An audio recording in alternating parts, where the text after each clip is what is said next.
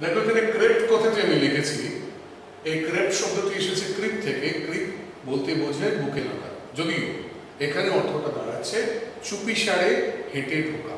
কোথায় ঢুকছে? ওক গাছের বনাঞ্চল। কিসের খোঁজে ঢুকছে?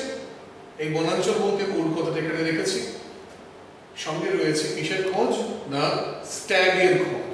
স্ট্যাগ হচ্ছে একটি পুরুষ হরিণ, আগেই বলেছি। I met an old woman there. কার সঙ্গে দেখা হলো? এক বৃদ্ধা মহিলার সঙ্গে দেখা হলো। তাহলে হরিণ খুঁজতে এসে দেখা হয়ে গেল এক বৃদ্ধা মহিলার সঙ্গে। All nobly speak and rag. এখানে nobly যে শব্দটি, এটির একটি অর্থ তোমরা ওয়ার্ড নোটে পাবে, কিন্তু এটিকে ফ্রেজ হিসেবে পড়তে হবে। এখানটায় তাকায় all nobly speak and rag। এখানে স্টিক শব্দটি লাঠি অর্থে, র্যাগ শব্দটি ছেঁড়া খোঁড়া পোশাক অর্থে। তাহলে অল নোবলি স্টিক অ্যান্ড র্যাগ বলতে কি বোঝাচ্ছে? নোবলি সেন্সটা হচ্ছে অত্যন্ত দুর্বল, একটি দুর্বল লাঠি এবং ছেঁড়া খোঁড়া কাপড় সর্বস্ব, এটি একটি ফ্রেজ।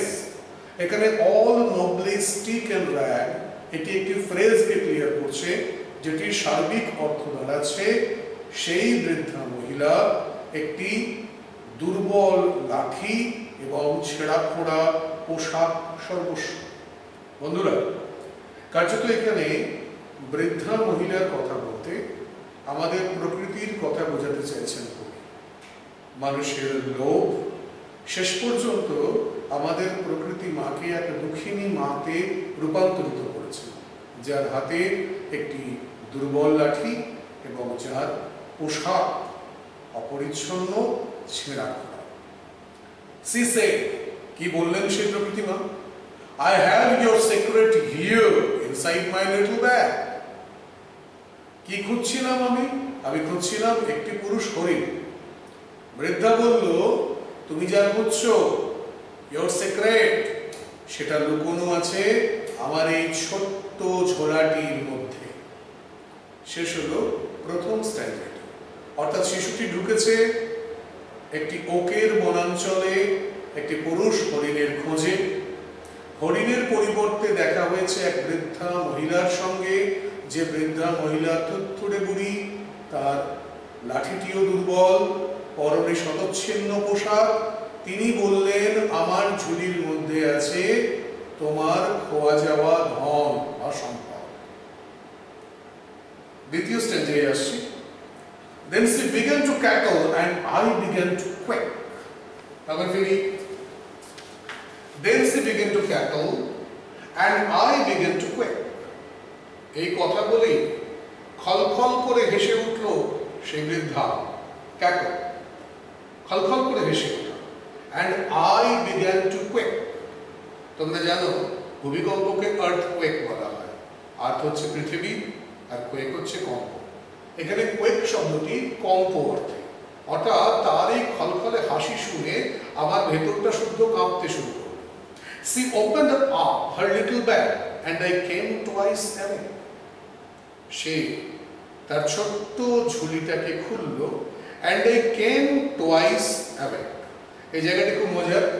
দেখো এখানটাতে আমি লিখেছি came twice awake। কেন আলাদা করে লিখেছি? কারণ এই কেম টুয়াইস অ্যাওয়েককে আলাদা করে বুঝতে হবে। যখন আমরা কবিতাটি শেষ করব তখন দেখা যাবে আসলে কবি একটি স্বপ্ন দেখছে, অর্থাৎ যা কিছু ঘটছে স্বপ্নের মধ্যে। স্বপ্নের মধ্যেই তিনি হরিণটিকে খুঁজতে ঢুকেছেন, স্বপ্নের মধ্যেই তিনি বৃদ্ধার সন্ধান পাচ্ছেন। তাহলে এখানটাতে কেম টুয়াইস অ্যাওয়েক কেন? স্বপ্নের মধ্যেই তিনি যেন পুনর্বার জাগ্রত হচ্ছেন। কার্যত আমাদের জীবনের তিনটি অবস্থা, একটি সুষুপ্তির অবস্থা, অর্থাৎ যখন আমরা ঘুমোচ্ছি স্বপ্নহীন গভীর ঘুম, একটি স্বপ্নের অবস্থা, আর একটি জাগ্রত অবস্থা। এখানটাতে প্রথম থেকেই তিনি জাগ্রত অবস্থায় নেই, তিনি স্বপ্নের মধ্যেই আছেন, কিন্তু সেই স্বপ্নের মধ্যেই তার মনে হচ্ছে তিনি জেগে উঠলেন। অর্থাৎ এই জাগ্রত হওয়াটাও তার স্বপ্নেরই একটি অংশ। যখনই বৃদ্ধা তার ছোট্ট ঝোলাটি খুললেন তখনই জেগে উঠল শিশুটির বা কবির অন্তঃপ্রকৃতি। তার বিবেকের যেন জাগরণ হল, তিনি যেন জাগ্রত হলেন তার স্বপ্ন থেকে। Surrounded by staring tribe and me tied to a stake. এই স্বপ্ন থেকে জেগে উঠে কবি কি দেখলেন? দেখলেন তার চারপাশে কিছু উপজাতীয় মানুষ এবং তিনি বাঁধা আছেন একটি খুঁটির সঙ্গে। স্টেক, স্টেক হচ্ছে খুঁটি, একটি খুঁটির সঙ্গে বেঁধে রাখা হয়েছে তাকে। তার দিকে জুলজুল করে চেয়ে আছে, স্টেয়ার, নির্নিমেষে চেয়ে থাকা কিছু উপজাতীয় মানুষ, যাদের পোশাক, আশা, প্রকৃতি দেখে তাদের উপজাতীয় মনে হচ্ছে। শুধু তারা চেয়ে আছে নয়, তারা কিছু কথাও বলছে। তৃতীয় স্ট্যান্জায় শুরু হচ্ছে কথা। They say, "We are the oak trees and your own true family." অর্থাৎ এখানটাতেই শিরোনামের জায়গাটা আসছে। শিরোনামে বলা আছে মাই ওন ট্রু ফ্যামিলি, এখানটাতে সেই উপজাতীয় লোকেরা বলছে। They say, "We are the oak trees." তারা পরিচয় দিচ্ছে যে আমাদেরকে মানুষের চেহারায় দেখছো বটে, কিন্তু কার্যত আমরা হচ্ছি ওক বৃক্ষ। And your own true family, এবং আমরাই আসলে তোমার নিজস্ব প্রকৃত পরিবার। We are chopped down, we are torn up, you do not blink an eye. We are chopped down. একটা গাছকে তোমরা দেখেছো, গাছকে যখন কেটে ফেলা হয় তারপরে সেটাকে টুকরো টুকরো টুকরো টুকরো করে আমরা কাটি আমাদের নানান প্রয়োজনে, সেটি চপিং ডাউন। সে বৃক্ষরা বলছে আমাদেরকে এভাবে টুকরো টুকরো করে তোমরা কাটো, মানুষ কাটে। We are torn up, torn শব্দটি এসেছে টিয়ার থেকে। টিয়ার মানে ছেঁড়া। টিয়ারের পাস্ট পার্টিসিপল ফর্মটাই হচ্ছে টর। টিয়ার পাস্টে গিয়ে হয় টোর, পাস্ট পার্টিসিপলে হয় টর। উই আর টর্ন আপ, অর্থাৎ আমাদেরকে তোমরা ছিঁড়ে ফেলো, আমাদেরকে টুকরো টুকরো করে কাটা হয়, আমাদেরকে ছিঁড়ে ফেলা হয়। You do not blink an eye. Blink শব্দটি আমি এখানে লিখেছি, নিমেষ। এই যে আমাদেরকে এইভাবে আস্তে আস্তে ধ্বংস করে দেওয়া হয়, তোমরা নিষ্পলক দেখতে থাকো যেন তোমাদের কিচ্ছু মনেই হয় না, কিচ্ছু যাই আসে না। You do not blink an eye, একবার তোমাদের চোখের পাতাটিও পড়ে না। অর্থাৎ মানুষের সভ্যতার দিকে আঙুল তুলে বলা হচ্ছে যে তার সীমাহীন লোভ কিভাবে প্রকৃতিকে প্রতি মুহূর্তে ধ্বংস করে চলেছে, এবং সেই ধ্বংসের প্রতিকল্পে তার মধ্যে সামান্য অনুশোচনা বা বেদনা বোধ নেই। তাই ওই স্ট্যান্জাতেই তৃতীয় স্ট্যান্জার তৃতীয় লাইনে তারা বলে চলেছে, unless you make a promise now. তোমরা আমাকে দেখতে পাচ্ছ, আমি আমার গলাতে হাত দিয়েছি, প্রমিস। খ্রিস্টানদের ক্ষেত্রে তোমরা দেখবে তারা যখন কোনো প্রতিশ্রুতি দেন তখন গলার এখানটাতে তারা হাত দেন। ঠিক সেভাবেই আমি বললাম, unless you make a promise now, তুমি যদি প্রতিশ্রুতি না দাও, now you are going to die, তোমাকে এক্ষুনি একটা প্রতিশ্রুতি দিতে হবে, একটি প্রতিজ্ঞা করতে হবে। যদি না করো তাহলে তোমারও মৃত্যু। চতুর্থ স্ট্যান্জা।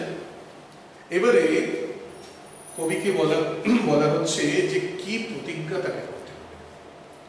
Whenever you see an oak tree felled, যখনই দেখবে একটি ওক বৃক্ষকে কেটে ফেলা।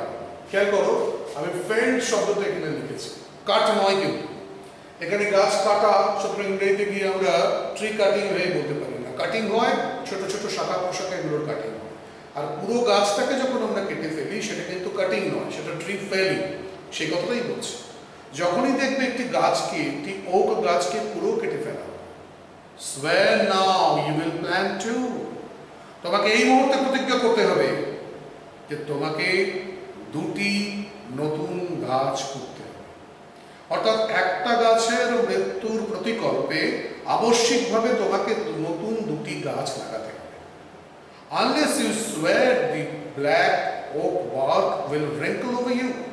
Unless you swear, তুমি যদি প্রতিজ্ঞা না করো, unless you swear, কিভাবে নেগেটিভ করা হয়েছে দেখো, unless you swear, তুমি যদি প্রতিজ্ঞা না করো। এটা এভাবে বলা যেতে পারতো, if you do not swear, সেটাকে না করে বলা হলো unless you swear, the black oak bark will wrinkle over you, তুমি যদি প্রতিজ্ঞা না করো তাহলে যেরকম প্রাচীন ওক গাছের গায়ে জীর্ণ বাকল থাকে, তেমনই তোমার শরীর জুড়ে তেমন বাকল ছড়িয়ে পড়বে।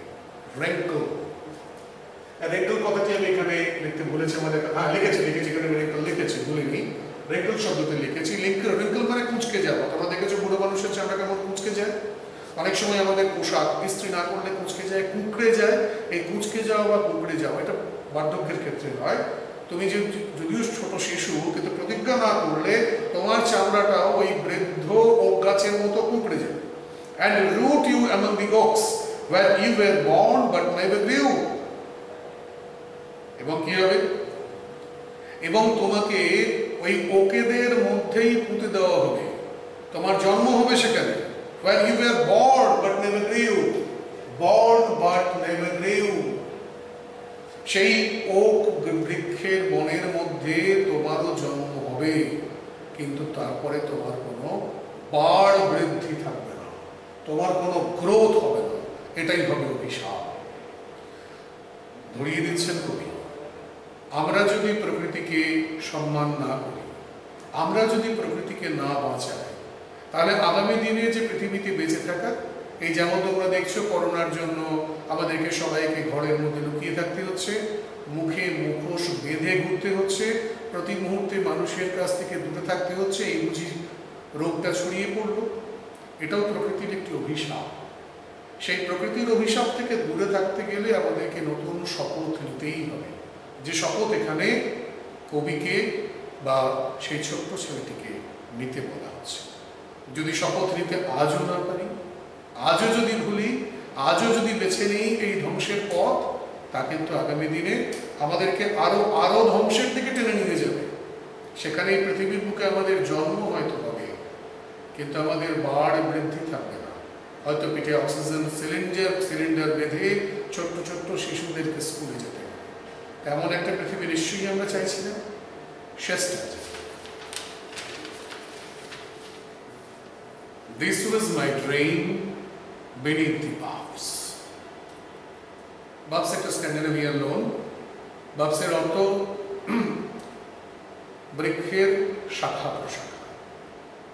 ওই বনাঞ্চলে ওই বৃক্ষের শাখা প্রশাখার নিচে আমি একটি স্বপ্ন দেখছি। অবশেষে কবি বুঝতে পারছেন তিনি স্বপ্ন দেখছেন। The dream that altered me। কিন্তু অন্য 5টি স্বপ্নের থেকে স্বপ্নের একটি ফারাক কি? আমরা স্বপ্ন দেখি, ঘুম ভাঙে, কিছুক্ষণ স্বপ্নের কথা স্মরণে থাকে, তারপর আবার আমরা স্বপ্নটিকে ভুলে যাই।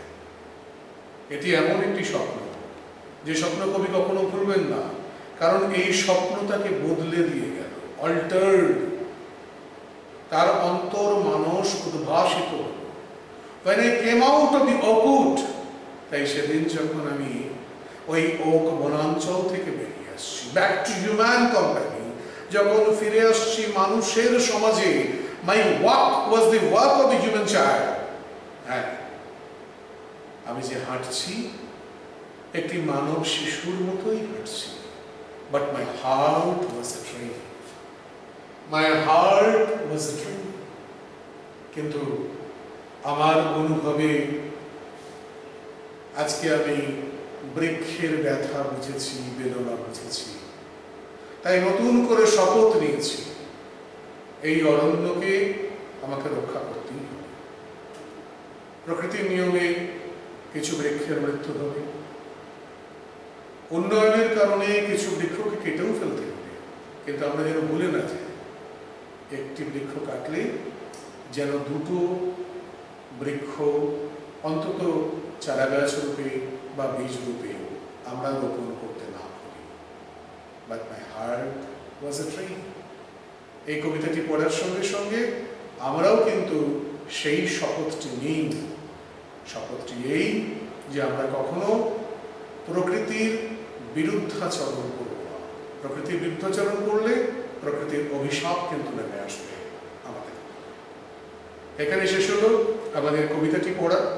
আশা করি কবিতাটি সংক্রান্ত যা যা প্রশ্ন প্রাথমিকভাবে একটি কবিতা পড়তে গিয়ে যেগুলি প্রয়োজন হয় সেই উত্তরগুলো তোমরা পেয়েছো আলোচনার মধ্যে দিয়ে।